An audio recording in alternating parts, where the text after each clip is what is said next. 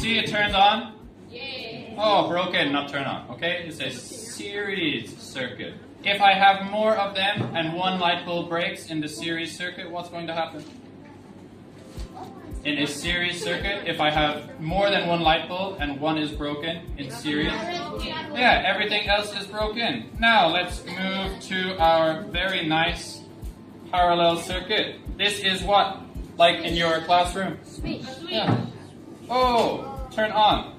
This is parallel. So what happens if I take out one? Everything else is still okay. Okay, very simple. So who wants to come and explain this in the video? Okay, come, yeah.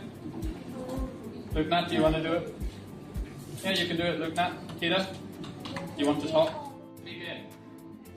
Tita, can you connect this wire to the battery?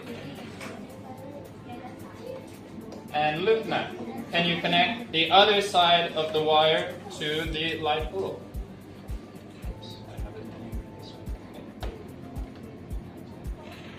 Yeah, perfect. We see the light turns on. Chill. This is a series or a parallel circuit. And in the house, do we use a series circuit? No. Because what happens if I break one piece of the series circuit?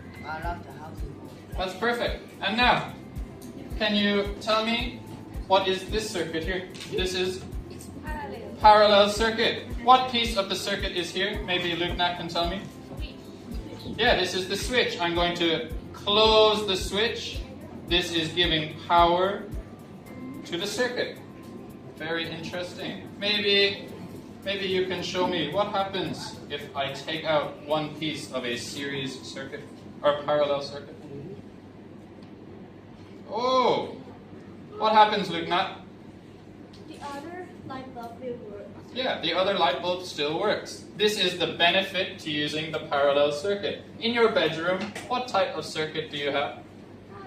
Parallel, because we want the rest of the connections in our room to work if something is broken.